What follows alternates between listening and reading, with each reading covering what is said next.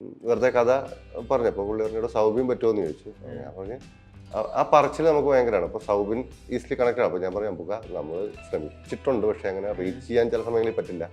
നമുക്ക് ഞാൻ വിളിച്ചു പറയാം, അവൻ കേട്ടോളൂ എന്ന് പറഞ്ഞു. ശരിക്കും ഒരു സ്ക്രിപ്റ്റിനേക്കാളിലും കെട്ടുറപ്പും ലോജിക് ബലവും ഉണ്ടേലേ കോടതിയിൽ ആ എഴുതുന്ന കേസ് വിജയിക്കും. എന്ന് വെച്ചാൽ സ്ക്രിപ്റ്റ് റൈറ്റിങ്ങിൻ്റെ വേറൊരു വെർഷൻ ഓഫ് സ്റ്റോറി ടെല്ലിംഗ് ആണ്. എല്ലാം അവിടെ ഇവിടെയൊക്കെ കണക്ട് ചെയ്തിട്ട് വേണം കോടതി കൊണ്ടുവരും കേസ് പറയാൻ. അപ്പോൾ ആക്ച്വലി അവർ റൈറ്റേഴ്സാണ്. ദ ക്യൂ ഷോ ടൈമിൽ ഷാഹി കബീർ, വെൽക്കം. സോ പലപ്പോഴും ഈ സിനിമകൾ തുടങ്ങുമ്പോൾ തന്നെ കുറച്ച് സീനുകളൊക്കെ എസ്റ്റാബ്ലിഷിങ്ങിന് എടുത്തിട്ട് സിനിമയുടെ മൂഡിലോട്ട് പൊതുവെ സംവിധായകർ കടക്കുന്നത് കാണാറുണ്ട്. വളരെ ചുരുക്കം ചിലരാണ് സിനിമ തുടങ്ങുമ്പോഴേ സിനിമയുടെ മൂഡ് എന്താണ് ഒരു പക്ഷേ ആദ്യത്തെ ഷോട്ടിലോ അല്ലെങ്കിൽ ആദ്യത്തെ സീനിലൊക്കെ രജിസ്റ്റർ ചെയ്യുന്നത്. ഇലവേട പൂഞ്ചിറ കണ്ടപ്പോഴും ഇത്തരത്തിൽ ആദ്യത്തെ സീനിലാണ് സിനിമയുടെ മൂഡ് എന്താണെന്ന് ഭയങ്കരമായിട്ട് രജിസ്റ്റർ ചെയ്യുന്ന ഒരു ഷോട്ട് പ്ലേസ് ചെയ്യുന്നത്. അത്തരം തീരുമാനം അതെന്തുകൊണ്ടായിരുന്നു? നമ്മൾ ആദ്യമേ അങ്ങനത്തെ സീനെ കുറിച്ച് ചിന്തിക്കാതാണ് സ്ക്രിപ്റ്റ് മുന്നോട്ട് പോയിക്കൊണ്ടിരുന്നത്. അപ്പോൾ കുറച്ച് കഴിഞ്ഞപ്പം നമുക്ക് തോന്നിയതാണ്. കാരണം നമ്മൾ ആ പേസും ആ മൂഡും ഈ പറഞ്ഞ കണക്ക് തന്നെയാണ്. ഒന്ന് സെറ്റ് ചെയ്യാതെ പോയി കഴിഞ്ഞാൽ ചിലപ്പം അത് ഒരു വല്ലാത്ത ലാഗിൻ്റെ ഫീൽ പ്രേക്ഷകർക്ക് ഉണ്ടാകുന്നൊരു സംശയം ഉണ്ടായി. അപ്പോൾ അങ്ങനെ നമ്മൾ സ്ക്രിപ്റ്റൊക്കെ കഴിഞ്ഞ് ഷൂട്ട് തുടങ്ങുന്നതിൻ്റെ തൊട്ട് മുമ്പാണ് ഒരു തീരുമാനം എടുത്തത്. നമുക്ക് ഒരു ഓപ്പണിങ് ഇങ്ങനെ വേണം. ആ ഓപ്പണിങ്ങിലായിരിക്കും ആൾക്കാരെ നമുക്ക് പിന്നെ എന്താണെന്ന് കിട്ടി, പിന്നെ അതുമായിട്ട് ആൾക്കാരെ സെറ്റിൽ ആയിക്കോളൂ എന്നൊരു വിശ്വാസമായിരുന്നു. ഈ പറഞ്ഞ പോലെ സിനിമയുടെ ഒരു പേസിൽ ഈ ഒരു പതിഞ്ഞ താളമുണ്ട്. പതിയെ റൂട്ട് ചെയ്താണ് ആളുകളോട് ഇത് കണക്ട് ആവുന്നത്.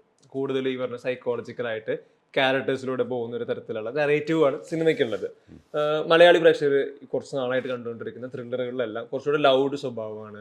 ഭയങ്കര ബാക്ക്ഗ്രൗണ്ട് സ്കോറിന് ഭയങ്കരമായ പ്ലേസ്മെന്റുകളുണ്ട്. അത്തരത്തിൽ ഭയങ്കരമായിട്ട് എൻഗേജ് ചെയ്യുന്ന തരത്തിലുള്ള ത്രില്ലറുകളുടെ ഇടയിലാണ് ഇതിന് എൻഗേജ്മെന്റ് ഫാക്ടർ മറ്റൊരു തലത്തിലാണ്. അത്തരമൊരു അപ്രോച്ച് ഈ സിനിമയ്ക്ക് കൊടുത്ത് ഇന്നത്തെ ഓഡിയൻസിന് മുന്നിൽ കൊണ്ടുവരുമ്പോൾ റൈറ്ററായിരുന്ന എന്നാൽ ആദ്യത്തെ സിനിമ സംവിധാന സംരംഭമായി ഇലവിഴ പൂഞ്ചിറ വരുമ്പോൾ അതിലൊരു വിശ്വാസം ഉണ്ടായിരുന്നു ഇതിവിടെ വർക്കാവും, ഈ ഒരു നറേറ്റീവിന് ആളുകൾ തിയേറ്ററിൽ കയറുമെന്ന്?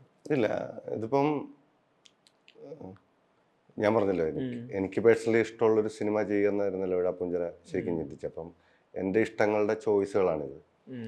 പിന്നെ പേസ് എന്തുകൊണ്ടാണെന്ന് ചോദിച്ചു കഴിഞ്ഞാൽ ആ മധു ഇപ്പം നമ്മൾ കാത്തിരിക്കുന്നതിന് എന്തൊക്കെ പറഞ്ഞാലും ലാഗാണ് കാത്തിരിപ്പ് എന്ന് പറയുന്ന കണക്കാണ്. മധുവിനെ ഞങ്ങൾക്കറിയാം. മധുവിൻ്റെ മാനസികാവസ്ഥയുടെ പേസ് തന്നെയാണ് നമ്മൾ പിടിക്കാൻ ഉദ്ദേശിച്ചത്.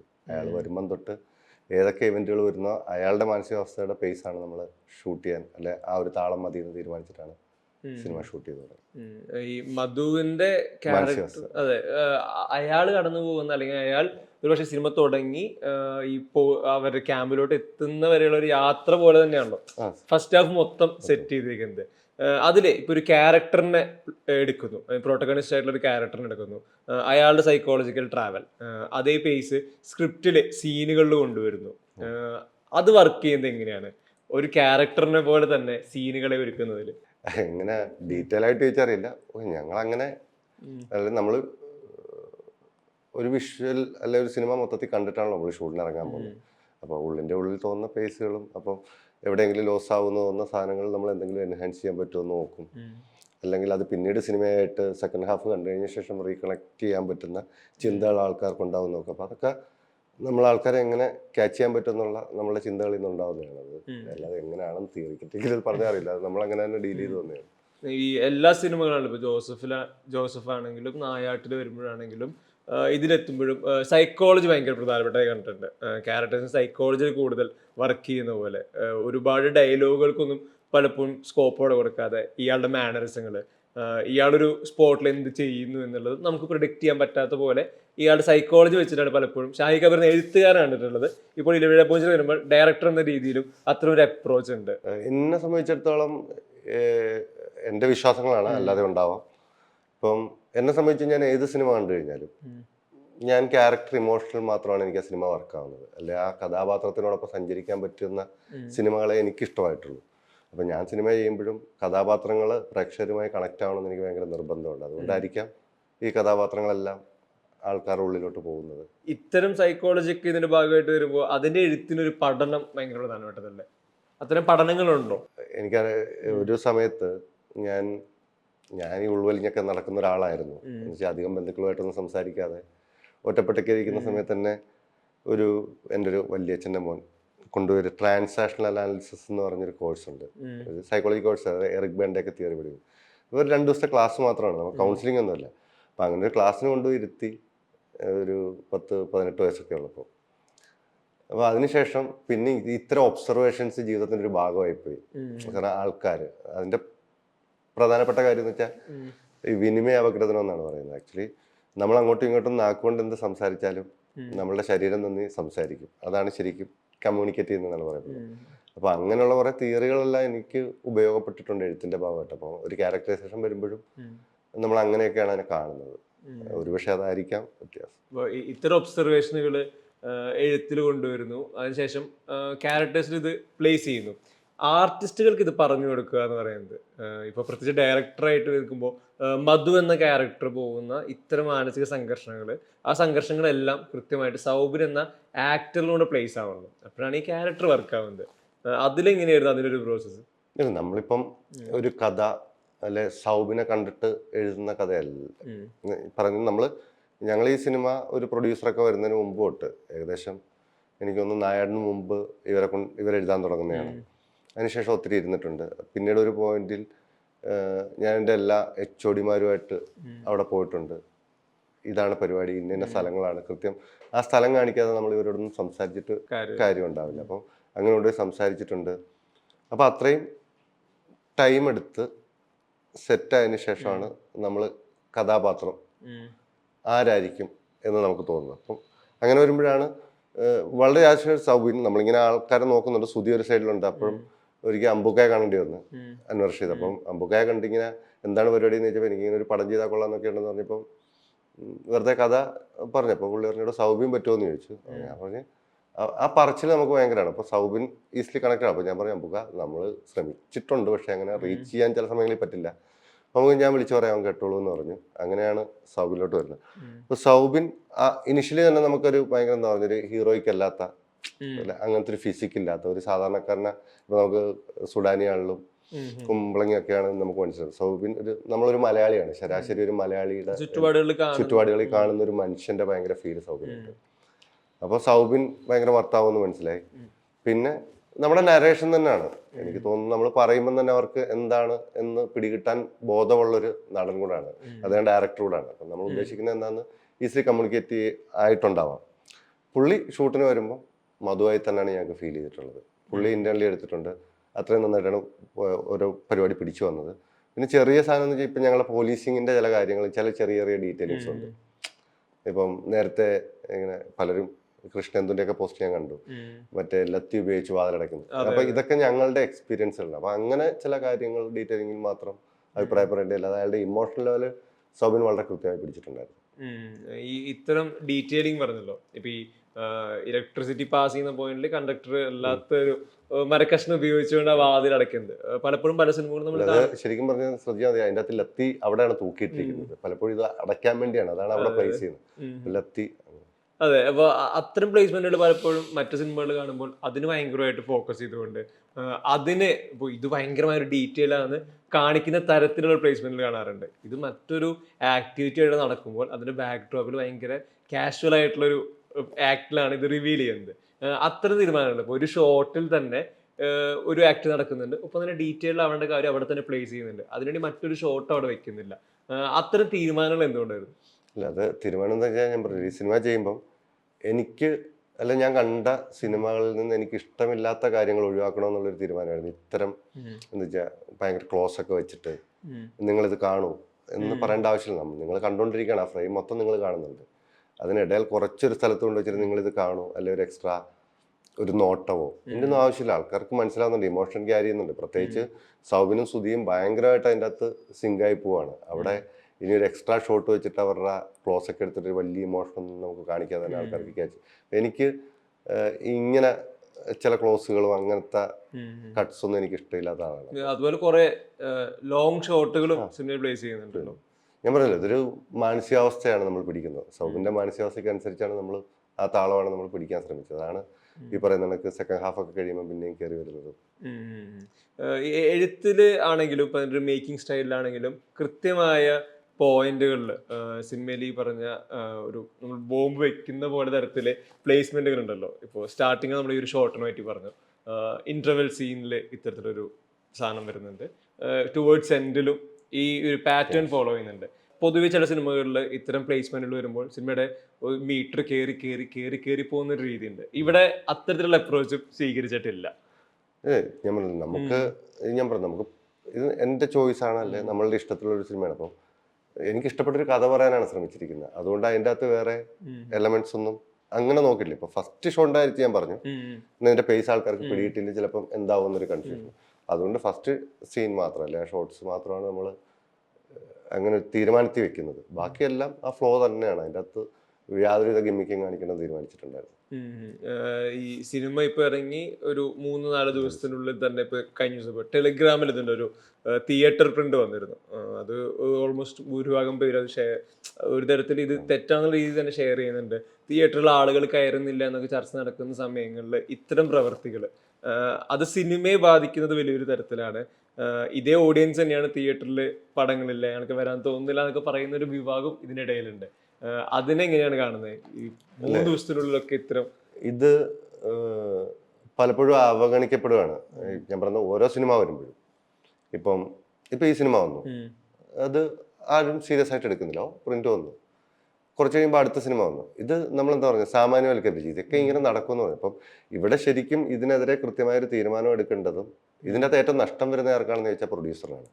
അപ്പോൾ പ്രൊഡ്യൂസേഴ്സ് അസോസിയേഷനും അത്തരം ആൾക്കാരും ഇത്തരം പൈറസികൾക്കെതിരെ കൂട്ടമായൊരു തീരുമാനം എടുക്കാതെ, ഈ ഒരു പടം എന്നല്ല ഏത് പടം വന്നാലും വരുന്നുണ്ട്, അപ്പോൾ അതുണ്ടാതിരിക്കാനുള്ള എന്തെങ്കിലും നിയമപരമായ നടപടികളോ അതിനെന്താണ് ചെയ്യേണ്ടതെന്ന് എനിക്കറിയില്ല. അത്തരം തീരുമാനങ്ങൾ എടുക്കേണ്ടത് പ്രൊഡ്യൂസേഴ്സും അവർ അസോസിയേഷനും. കാരണം ഇത്തരം പ്രവൃത്തി കൊണ്ട് നഷ്ടം വരുന്ന അവർക്കാണ്. ശരി, ഇപ്പോൾ ഇതിലിപ്പോൾ നമ്മൾ നേരത്തെ സംസാരിച്ചിരുന്നു സിനിമയുടെ ക്ലൈമാക്സിലെ ഒരു എലമെന്റിനെ പറ്റിയിട്ട്. ക്ലൈമാക്സിലെ എന്നാ ഞാൻ ഇപ്പോൾ റിവീൽ ചെയ്യുന്നില്ല, ആ ഒരു പോലീസുകാരൻ്റെ ഒരു ആക്ട് ഒരു തരത്തിൽ അത്രയും നേരം പറഞ്ഞതിനെല്ലാം ഒരു തരത്തിൽ കോൺട്രഡിക്ടറി ആയിട്ടാണ് അയാളുടെ ഒരു ആക്ടിവിറ്റി നമുക്ക് അവിടെ കിട്ടുന്നത്. നേരത്തെ ഇപ്പോൾ നായാട്ടിൻ്റെ കാര്യത്തിലും ഇത്തരം വിമർശനങ്ങൾ വന്നിരുന്നു ദളിത് കമ്മ്യൂണിറ്റികളുടെ സൈഡിൽ നിന്നെല്ലാം. ഇത്തരം വിമർശനങ്ങൾ അതൊരു പക്ഷേ എഴുത്തുകാരൻ്റെ ലിബേർട്ടി, മേക്കറുടെ ലിബേർട്ടി എന്നൊക്കെ പറയാനെങ്കിലും ഇതിനെ മറ്റൊരു ആംഗിളിൽ എങ്ങനെയാണ് കാണുന്നത്, ഒരു പ്രേക്ഷകന്റെ ആംഗിളിൽ ഇതിനെയാണ് കാണുന്നത്?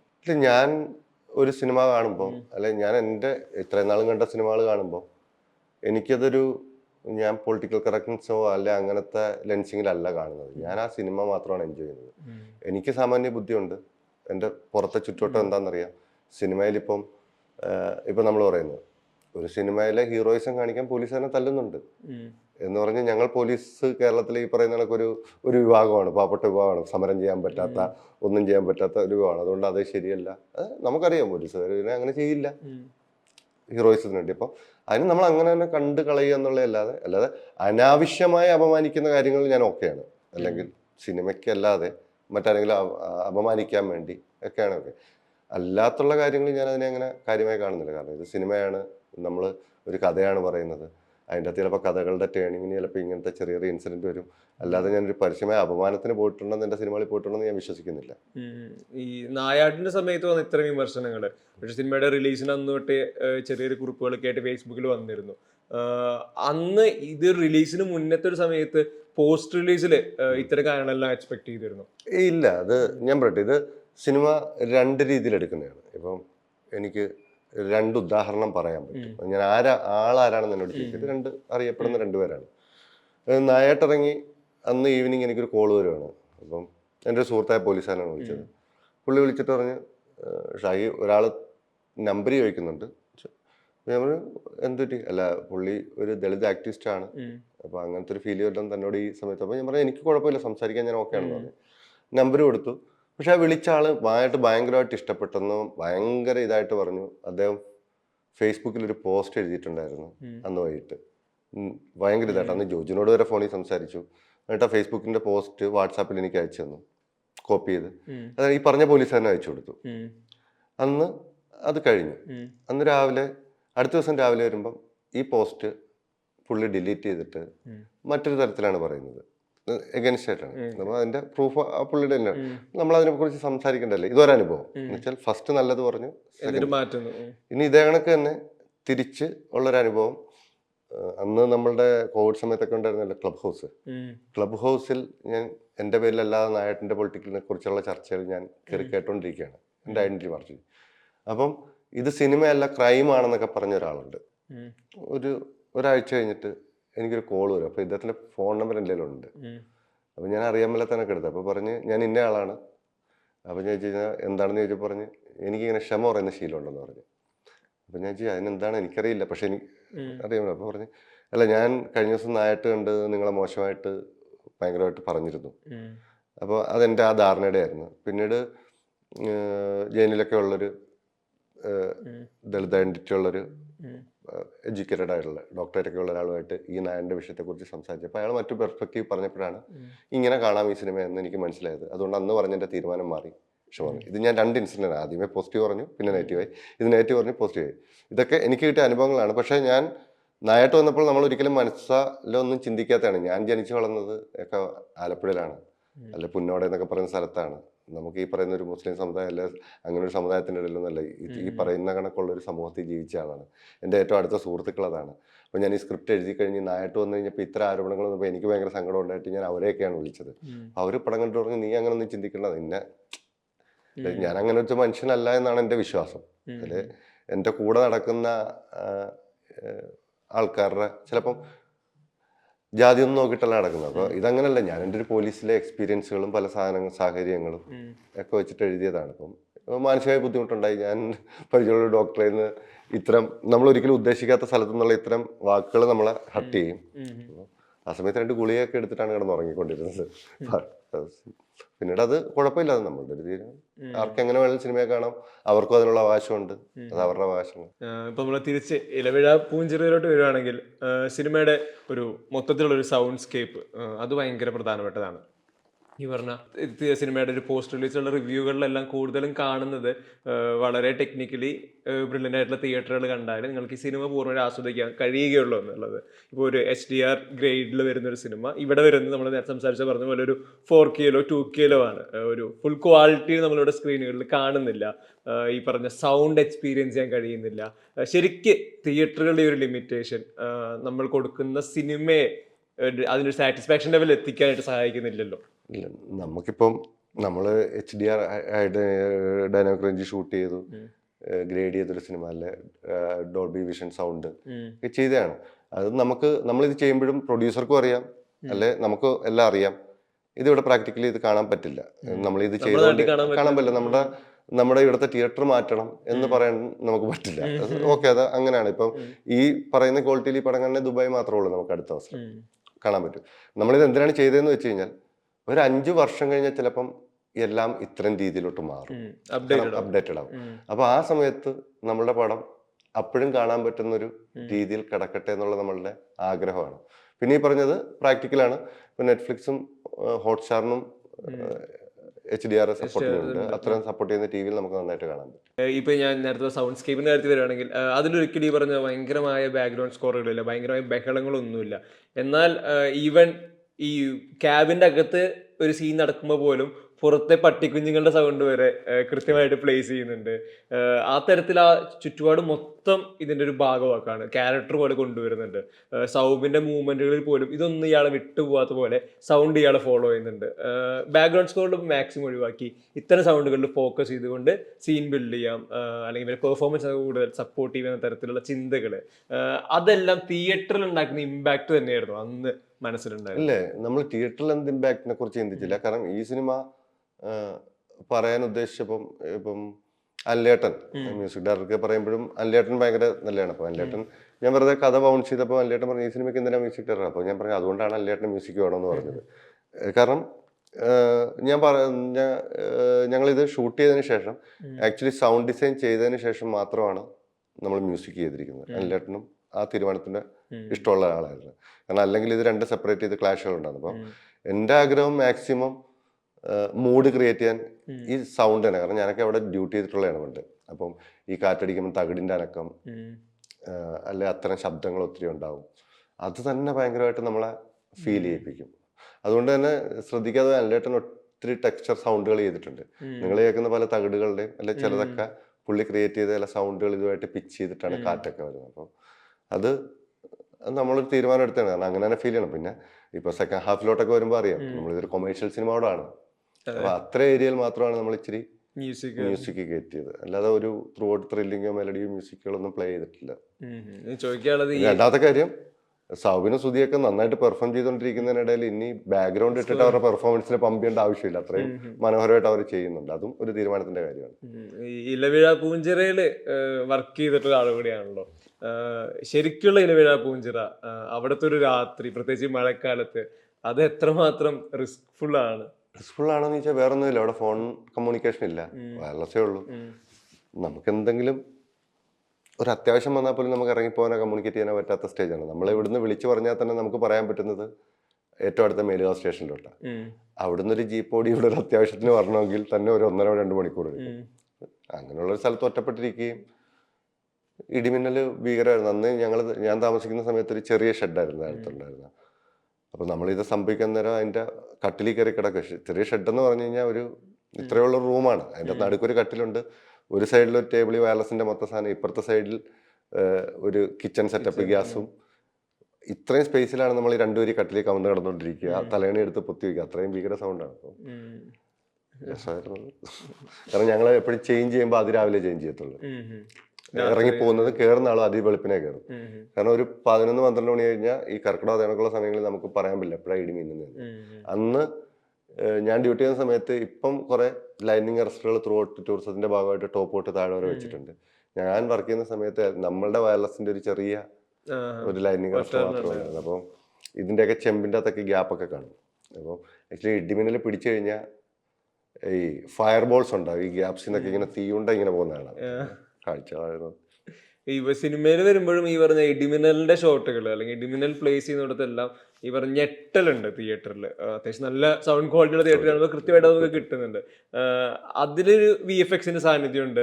VFXനെ സിനിമയുടെ ഭാഗമായിട്ട് ബ്ലെൻഡ് ചെയ്യുന്നതിൽ, പ്രത്യേകിച്ച് ഇത്ര ഒരു നേച്ചറുമായിട്ട് ബ്ലെൻഡ് ചെയ്തെടുക്കുന്ന ഒരു ഇൻസിഡന്റ് ആണ് ഇടിമിന്നല്, മഴ, കാറ്റ്, ഇതൊക്കെ. ഒപ്പം മഞ്ഞ് പറഞ്ഞു, ലൈറ്റിംഗ് പറഞ്ഞു, സൺസെറ്റിനും സൺറൈസിനും കാര്യം പറഞ്ഞായിരുന്നു. അതിൽ ഈ VFXന്റെ സഹായം സിനിമേനെ കുറച്ചുകൂടെ മികവുറ്റതാക്കുന്നുണ്ടല്ലോ. അയ്യോ, ഈ സിനിമയ്ക്ക് നിങ്ങളിപ്പോ കാണുന്ന ക്വാളിറ്റികൾ എന്തുണ്ടായാലും ഈ മൻസീം എന്ന് പറയുന്നവരുടെ അപാരമായ കോൺട്രിബ്യൂഷൻ ഉണ്ട് ഈ സിനിമയ്ക്ക്. അത് എനിക്ക് തോന്നുന്നു ഈ സിനിമ ഇറങ്ങിക്കഴിഞ്ഞതിന് ശേഷം അവർ ബ്രേക്ക് ഡൗൺ ഇടുമ്പോൾ മനസ്സിലാവും അവരെന്ത് പണിയാണ് എടുത്തത്. ഇപ്പൊ നമ്മൾ തമ്മിൽ നേരത്തെ സംസാരിച്ചപ്പോൾ ചോദിച്ചു VFX ഇത്രയോ എന്ന് നിങ്ങൾ ചോദിക്കുന്ന അത്രയും ഒരുപാട് VFX അവർ ചെയ്തിട്ടുണ്ട്. കാരണം അത് അവർ ബ്രേക്ക് ഡൗൺ ചെയ്യുമ്പോൾ മനസ്സിലാവും. കാരണം അത് ഞാൻ പറയുന്നത് ശരിയല്ലത്. കാരണം അത്രയും നാച്ചുറൽ ആയിട്ടാണ് അവർ ചെയ്തു വെച്ചിരിക്കുന്നത്, VFX ആണെന്ന് തോന്നാത്ത രീതിയിൽ. ഈ ചോദിക്കാനുള്ളത്, ഷാഹി കബീർ എന്ന പോലീസ് ഓഫീസർ ഈ സിനിമയെ ഒരുപാട് ഇഷ്ടപ്പെടുന്നു, എഴുതാൻ ആഗ്രഹിക്കുന്നു, എന്നാൽ ഇനിയാണ് ഞാൻ എഴുതി തുടങ്ങേണ്ടത്, ഇതാണ് എൻ്റെ ഫസ്റ്റ് ചോയ്സ്, അത് ഭയങ്കര ബുദ്ധിമുട്ടായിരുന്നു എന്ന്? ഇല്ല, എനിക്ക് സിനിമയിൽ നേരിട്ട് ഒരാളുമായി ബന്ധമില്ലായിരുന്നു. അപ്പോൾ എൻ്റെ ഒരു സുഹൃത്ത് മുഖാന്തരം ഒരാളുകളാണ് ഞാൻ വെറുതെ, പുള്ളി അഭിനയിക്കാനല്ല, വെറുതെ കഥ പറയാൻ പോയി. അപ്പോൾ അദ്ദേഹമാണ് പറഞ്ഞത്, മറ്റൊരു കാര്യം ചെയ്ത് ഞാനൊരു 1 ലൈൻ എഴുതുക, ഒരു 3-4 സീൻ എഴുതിയിട്ടോ നമുക്ക് ആരെങ്കിലും കാണിക്കാമെന്ന് പറഞ്ഞു. അങ്ങനെ ഞാൻ പോയിരുന്ന് ഫുൾ സീൻ എഴുതി. വേറെ ടൈപ്പ് പടമായിരുന്നു, അത് ഇറങ്ങിയിട്ടില്ല, ഞാൻ തന്നെ വേണ്ടാന്ന് വെച്ച് കളഞ്ഞായിരുന്നു. അപ്പോൾ അങ്ങനെ എഴുതി, അതിൻ്റെ ഭാഗമായി കുറേ നടന്നു. ആ സമയത്ത് ചെറിയ ചെറിയ ബന്ധങ്ങളുണ്ടായി ഒത്തിരി. അപ്പോൾ ആ ബന്ധങ്ങളിലൊന്ന് ടൊവിനോയായിട്ട് മീറ്റ് ചെയ്യാൻ പറ്റിയാണ്. അങ്ങനെ ടൊവിനോ ആണ് പോത്തേട്ടനോട് എന്നെ കുറിച്ച് പറയുന്നത്. അങ്ങനെ ആ വഴി കൂടെ പോത്തേട്ടനപ്പോൾ തൊണ്ടിമലി അന്നേരം അസിസ്റ്റന്റ് ഡയറക്ടർ ആവുമെന്ന് ചോദിച്ചു. ഞാൻ കഥ പറയാൻ പോയിട്ടുള്ളൂ. അപ്പോൾ ആ ബന്ധം വെച്ചിട്ട് അങ്ങനെ പോത്തേട്ടൻ്റെ കൂടെ തൊണ്ടിമലി വർക്ക് ചെയ്യാൻ പറ്റിയ അസിസ്റ്റന്റ് ഡയറക്ടറായിട്ട്. ഇപ്പുറത്തെ സൈഡിൽ തന്നെ പാരലായിട്ട് ഞാൻ വേറൊരു കഥ, എനിക്ക് ഇൻവെസ്റ്റിഗേഷൻ എഴുതാൻ പറ്റുമെന്ന് പറഞ്ഞപ്പോൾ ഞാൻ ജോസഫിൻ്റെ കഥ വർക്ക് ചെയ്യുന്നുണ്ടായിരുന്നു. അപ്പോൾ അത് എൻ്റെ ഒരു സുഹൃത്തിൻ്റെ ഏട്ടനാണ് ജിത്തു അഷ്റഫ്, ഇപ്പോൾ ഈ പടത്തിലെ ചീഫ് അസിസ്റ്റന്റ്. അപ്പോൾ പുള്ളിയൊക്കെ പറഞ്ഞപ്പോൾ പുള്ളി പറഞ്ഞു പുള്ളിക്ക് നേരിട്ട് അറിയാവുന്ന ജോജു ആണ്, നിങ്ങൾക്ക് വർക്ക് ആവുകയാണെങ്കിൽ ജോജുവിനോട് പറയാമെന്ന് പറഞ്ഞു. അങ്ങനെ ഞാൻ ജോജുവിനോട് പറഞ്ഞു. അപ്പോൾ ജോസഫും പാലലി വന്നു. ഞാൻ ഒത്തിരി നാളൊന്നും സ്ട്രഗിൾ ചെയ്യേണ്ടതില്ല. എനിക്ക് തോന്നുന്നൊരു 2014 തൊട്ടുള്ള ഒരു ശ്രമമാണ്. ഇത്തരം സിനിമകൾ ഇപ്പോൾ ഇലവിഴ പൂഞ്ചിറയിലാവട്ടെ, ജോസഫിലാവട്ടെ, നായാട്ടിലാവട്ടെ, ഇതിലെല്ലാം ഒരു നായാട്ട് മാറ്റിയെടുത്ത് തന്നെ ബാക്കി 2 സിനിമകളിലും ഈ ക്രൈമും ഇൻവെസ്റ്റിഗേഷനും അതിന്റെ ഭാഗമായിട്ട് വരുന്നുണ്ട്. ഒരു സിനിമയിൽ ഭയങ്കര വിസിബിൾ ആയിട്ട് ഇൻവെസ്റ്റിഗേഷൻ കാണിക്കുന്നുണ്ട്, മറ്റൊരു സിനിമയിൽ അത്ര വിസിബിൾ അല്ലെങ്കിൽ കൂടി ഈ 2 ക്യാരക്ടേഴ്സിലൂടെ അത് കൺവേ ചെയ്യുന്നുണ്ട്. റിയൽ ഇൻസിഡന്റുകളായിട്ടുള്ള ഒരുപാട് കാര്യങ്ങൾ ഇതിലെല്ലാം ഇൻഫ്ലുവൻസ് ചെയ്യാറുണ്ടോ? എനിക്കറിയില്ല. ഞാൻ ഒരു പക്ഷേ വായിക്കാൻ തുടങ്ങിയ സമയങ്ങൾ, അല്ലെ ഷെർലക് ഹോംസ് ഒക്കെ വായിച്ചു വന്നിട്ട് ഒരു പർട്ടിക്കുലർ സമയത്തൊക്കെ കുറച്ചുകൂടെ എന്താ പറയുക, ആ സമയത്തൊക്കെ മുകുന്ദൻ അല്ലെങ്കിൽ വിജയൻ സാറ്, ആനന്ദ്. അപ്പോൾ എനിക്ക് ആനന്ദ് അദ്ദേഹത്തിൻ്റെ പുസ്തകങ്ങൾ ഭയങ്കര ഇഷ്ടമായിരുന്നു. അപ്പോൾ അതെന്തോ എന്നിലൊരു ഇങ്ങനത്തെ ഒരു ഇമോഷണൽ വ്യർത്ഥതാബോധമൊക്കെ ആയിരിക്കും എന്തോ. അപ്പോൾ എന്നെല്ലാവരും വിളിക്കും ഡാർക്ക് വിഷാദം എന്നൊക്കെയാണ് പറയുന്നത്. അപ്പോൾ എനിക്ക് ചിലപ്പോൾ എനിക്കതായിരിക്കും കണക്റ്റ് ആവുന്നത്. പിന്നീട് ഞാൻ പോലീസിൽ ജോലി ചെയ്യുമ്പം ഫിംഗർ പ്രിന്റിന്റെ കൂടെ വർക്ക് ചെയ്തിട്ടുണ്ട്. ഫിംഗർ പ്രിന്റ് അസിസ്റ്റന്റ് ആയിട്ടൊക്കെ അവരുടെ കൂടെ വർക്ക് ചെയ്ത സമയത്ത് ആ ഒരു 2-3 വർഷക്കാലയളവിൽ ഞാൻ ഏറ്റവും കുറഞ്ഞൊരു 10-200 ബോഡിയൊക്കെ കണ്ടിട്ടുണ്ട്, പല തരത്തിലും. പിന്നെ ലോക്കൽ സ്റ്റേഷനിൽ ചെന്നപ്പോഴൊക്കെ. അപ്പോൾ ഇതൊക്കെ എന്നെ ഇൻഫ്ലുവൻസ് ചെയ്യും. ഓരോ മരണവും കണ്ടിട്ടുണ്ട്. അപ്പോൾ അത് ആയിരിക്കാം. അല്ലെ നമ്മുടെ കൂട്ടുകാരൻ തന്നെ പറയും, 2 ആത്മഹത്യ ഒരു കൊലപാതകം ഇല്ലാത്ത പടം നിനക്ക് കാണത്തില്ലെന്നറിയാം. വെറുതെ പറയുന്നതാണ്. ഇപ്പൊ ഈ ഓരോ മരണങ്ങൾ കാണുന്നു, ഇതെല്ലാം ഓരോ റീസണുകളായിരിക്കാം. എന്നാൽ പലപ്പോഴും ഒരേ പാറ്റേണിലുള്ള കൊലപാതകങ്ങളൊക്കെ കാണുന്നുണ്ട്. അത്തരത്തിൽ നമ്മളൊരു സ്ക്രിപ്റ്റ് എഴുതുമ്പോൾ, പ്രത്യേകിച്ച് ഇൻവെസ്റ്റിഗേറ്റീവ് സ്ക്രിപ്റ്റുകളിൽ വർക്ക് ചെയ്യുമ്പോൾ റിപ്പീറ്റ് ആവുന്ന പോലെ എപ്പോഴും തോന്നിയിട്ടുണ്ടോ? ഒരേ ഇൻസിഡൻസ് വരുന്നു, അല്ലെങ്കിൽ ഞാൻ ചിന്തിക്കുന്ന സമയത്തെങ്കിലും വീണ്ടും വീണ്ടും ഒരേ പോയിന്റിൽ എത്തുന്ന പോലെ? ഇല്ല, ഇതിപ്പം ജോസഫൊക്കെ ഞാൻ എഴുതിയതാണ്, നായാട്ട്. അപ്പൊ ഈ കഥ വേറെ രീതിയിൽ വേറെ 2 റൈറ്റേഴ്സിനാണ്. അപ്പൊ എനിക്കത് ഒരു ചെറിയ സ്പേസിൽ കുറച്ച് ആൾക്കാർ വെച്ചിട്ട് ഒരു എന്താ പറയുക, ഒരു എക്സ്പെരിമെന്റ് ചെയ്യാൻ പറ്റും. അല്ലെ, ഒരു ഡയറക്ഷൻ എന്ന് പറയുന്നതിൻ്റെ അകത്തൊരു രസം തോന്നി ഇങ്ങനൊരു പടം ചെയ്യുമ്പോഴായിരിക്കും ഒരു ത്രില്ല്. അപ്പൊ അതുകൊണ്ട് പിടിച്ചെന്നേ ഉള്ളു. ഇപ്പം നായട്ടും ജോസഫും വെച്ച് എലവിടാപ്പിഞ്ഞ അതിന് വേറൊരു ആളുടെ കഥയുണ്ടായിരുന്നു. ഈ പോലീസുകാരുടെ ഒരു കൂട്ടം സിനിമയുടെ പുറകിലും മുൻപിലും, ഐ മീൻ ക്യാമറയുടെ പുറകിലും മുൻപിലുള്ള സിനിമ കൂടിയാണല്ലോ എലവിടാപ്പൂഞ്ചിറ. അത്ര ഒരു അപ്രോച്ചിൽ നിങ്ങളുടെ ഒരു കളക്റ്റീവ്, നിങ്ങൾക്ക് എല്ലാവർക്കും പെട്ടെന്ന് കണക്ട് ചെയ്യാൻ പറ്റുന്ന മനുഷ്യന്മാര്, അത് ഭയങ്കര ഒരു കംഫർട്ടോടെ അവിടെ സെറ്റ് ചെയ്യുന്നുണ്ടോ? പോലീസുകാര് എന്ന് പറയുന്ന ബഹുഭൂരിപക്ഷം പേരും മോബിനെ ഡീൽ ചെയ്ത് വന്നിരിക്കുന്നതാണ്. ഭയം വളരെ കുറവായിരിക്കും. ഇപ്പൊ അതിൻ്റെ അകത്ത് അഭിനയിച്ച പോലീസുകാരെല്ലാം അയാളുടെ കൂളാണ്, ഫസ്റ്റ് ടൈം ക്യാമറയിൽ വന്നതാണ്. അപ്പൊ അവരൊക്കെ രസകരമായിട്ട് വന്നു പോയിട്ടുണ്ട്. പിന്നെ ഒത്തിരി കഥകൾ കേൾക്കുന്നു, കഥകളല്ല, നമ്മൾ സ്റ്റേഷനിലാണല്ലോ അല്ലെങ്കിലും ഒക്കെ വരുന്ന ഓരോ ക്രൈമും ഓരോ കഥയാണല്ലോ. അത്തരം കഥകൾ കേൾക്കുന്നവരാണ്, ഒത്തിരി കഥകൾ അവർക്കറിയാം. അത്തരം കുറെ എക്സ്പീരിയൻസ് ഉണ്ട്. ഇനിയിപ്പോ വേറെ പറയുകയാണ്, ഇപ്പൊ കേസ് എഴുതുന്ന പോലീസുകാർ ശരിക്കും ഒരു സ്ക്രിപ്റ്റിനേക്കാളും കെട്ടുറപ്പും ലോജിക് ബലവും ഉണ്ടല്ലേ കോടതിയിൽ ആ എഴുതുന്ന കേസ് വിജയിക്കും. എന്ന് വെച്ചാൽ സ്ക്രിപ്റ്റ് റൈറ്റിങ്ങിന്റെ വേറൊരു വെർഷൻ ഓഫ് സ്റ്റോറി ടെല്ലിംഗ് ആണ്. എല്ലാം അവിടെ ഇവിടെയൊക്കെ കണക്ട് ചെയ്തിട്ട് വേണം കോടതി കൊണ്ടുവരും കേസ് പറയാൻ. അപ്പം ആക്ച്വലി അവർ റൈറ്റേഴ്സാണ്. അപ്പം ഇതൊക്കെ കൊണ്ട് പോലീസുകാർക്ക് കുറെ കൂടി ഇതിൻ്റെ അകത്ത് കടന്നു വരാൻ പറ്റുന്നൊരു മേഖല തന്നെയാണ്. ഈ നമ്മൾ സിനിമയിൽ സൗബിന്റെ ക്യാരക്ടറിനെ പറ്റി സംസാരിക്കുന്നതിനൊപ്പം തന്നെ സുധി ഗോപയുടെ ക്യാരക്ടറും അത്രയധികം ചർച്ചയാവേണ്ടതാന്ന് തോന്നുന്നു. കാരണം നമ്മൾ ഒരിക്കലും പ്രതീക്ഷിക്കാത്ത തരത്തിലുള്ള ട്രാൻസ്ഫോർമേഷനുകളും സുധി ഗോപ എന്ന ആക്ടറെ കുറച്ചും കൂടെ പ്ലേസ് ചെയ്തുകൊണ്ടുള്ള എഴുത്തുകൂടെയായിരുന്നു. അപ്പം മേക്കിങ്ങിനാണെങ്കിലും അയാളെ എങ്ങനെയൊക്കെ ട്രീറ്റ് ചെയ്യാം, അയാളെ എങ്ങനെയൊക്കെ മാറ്റിയെടുക്കാം പെർഫോമൻസിൽ, അത്തരം അപ്രോച്ചുകളും കണ്ടിരുന്നു സിനിമയിലെ. സുധി ഗോപ എന്തുകൊണ്ടാണ് ഫസ്റ്റ് ചോയ്സ് ആവുന്നത്? കാരണം സുധി ഗോപ അല്ലാതെ വേറെ ഇവിടുത്തെ എസ്റ്റാബ്ലിഷ്ഡ് ആയ ഒരാൾ വെച്ചിട്ട് ആ കഥ ചിന്തിക്കാൻ പറ്റില്ല. കാരണം കാണുമ്പോഴേ നിങ്ങൾക്ക് പ്രഡിക്റ്റബിലിറ്റി എന്തോ സിങ്ക് ആയില്ല. ഇപ്പൊ ഞാൻ സുധീരൊക്കെ പറഞ്ഞതാണ്, സുധി ആദ്യം ഷൂട്ടിനൊന്ന് വെച്ചാൽ എങ്ങനെയാണെന്ന് ചോദിച്ചു, ഫസ്റ്റ് ഹാഫ് വരെ താനായിട്ട് അങ്ങ് പോയിക്കോളാൻ പറഞ്ഞു. താനായിട്ട് പോവാന്ന് പറഞ്ഞാൽ അയാളുടെ ബേസിക് രീതികൾ തന്നെ അത് വർക്കാവും എന്നുള്ള നമ്മുടെ വിശ്വാസമാണ്. ഫസ്റ്റ് ഹാഫ് അങ്ങനെ പുള്ളിയുടെ ഫ്രെയിം, സെക്കൻഡ് ഹാഫ് ആകുമ്പോഴാണ് നമുക്ക് വേറെ പാറ്റേൺ ഒക്കെ വരുന്നത്. അപ്പൊ ആ സമയം മാത്രം സംസാരിച്ച് അങ്ങ് പോകുമായിരുന്നില്ല. ഒരു സുധി വർക്കാവും എന്നുള്ളതായിരുന്നു ഏറ്റവും വിശ്വാസമാണല്ലോ. നമ്മളിപ്പോൾ എല്ലാവരെയും വെച്ചിരിക്കുന്നവരെല്ലാം അവരുടെ വിശ്വാസം സൂക്ഷിച്ചത് കൊണ്ടാണ് സിനിമ ഇങ്ങനെ ഇരിക്കുന്നത്. ടെക്നീഷ്യൻസ് ആണെങ്കിലും ആക്ടേഴ്സ് ആണെങ്കിലും അത് ഇവര് 2 പേരോ എന്നല്ല, ജൂഡ് പോലും ഭയങ്കര പൊളിയായിരുന്നു. നല്ല രസമായിരുന്നു. ജൂഡ് ചെറിയ സ്ക്രീൻ സ്പേസിലാണെങ്കിൽ കൂടെ ഭയങ്കര പൊളിയായിരുന്നു. എനിക്ക് ശരിക്കും പറഞ്ഞ ഈ സിനിമ കഴിഞ്ഞ് കഴിഞ്ഞപ്പോ നമ്മൾ എഴുതി വെക്കാത്തതിന്റെ പുറത്ത് ഒരു 1-2 ഷോട്ട്സ് എക്സ്ട്രാ എടുക്കണമെന്ന് തോന്നിയ ജൂഡിന്റെയാണ്. അന്നത്തെ ഹറിബറി ചിന്തിച്ചില്ല, പക്ഷെ എഡിറ്റ് കണ്ടു കഴിഞ്ഞപ്പോൾ തോന്നി. പിന്നെ ഇതാണ് ഒരു സ്ഥലത്ത് പോയി വീണ്ടും അത്രയും സെറ്റ് ഇട്ടത് പ്രാക്ടിക്കൽ അല്ലാത്തതുകൊണ്ട് മാത്രം വിട്ടാണ്. ഈ സെറ്റ് ഇട്ടത് പറഞ്ഞപ്പോ ഈ കുന്നിന്റെ മുകളിലുള്ള ഈ ഒരു ക്യാമ്പ്, അത് ശരിക്കും അങ്ങനെയല്ലല്ലോ. അതിന്റെ ഒരു സ്ട്രക്ചർ അങ്ങനെയൊക്കെ ആയിരുന്നു, നമ്മൾ കുറെ റീകൺസ്ട്രക്ട് ചെയ്തൊക്കെ എടുത്തതാണ്. അതിലിപ്പോ ഈ വിൻഡ് മില്ലൊക്കെ വൈറ്റ് ഷോട്ടുകളിലൊക്കെ ഈ സ്ട്രക്ചറിന് ഭയങ്കര പ്രാധാന്യം ഉണ്ടല്ലോ. ഈ ഫ്രെയിം അത്ര ഭംഗിയാവുന്നത് പതിയെ അതൊരു ശോകം ഫ്രെയിം ആവും. അതെ അതെ അതെ, അത്ര അപ്രോച്ചുകൾ ഇപ്പോ കൃത്യമായിട്ട് ഇന്നതായിരിക്കണം. ഇപ്പോ അതൊരു ക്യാബിൻ പോലെ സെറ്റ് ചെയ്യുന്നുണ്ടല്ലോ അവരെ പോലീസ് ക്യാമ്പിനെ. അത് അവിടെ ഉണ്ടായിരുന്നൊരു ക്യാബിനാണ്.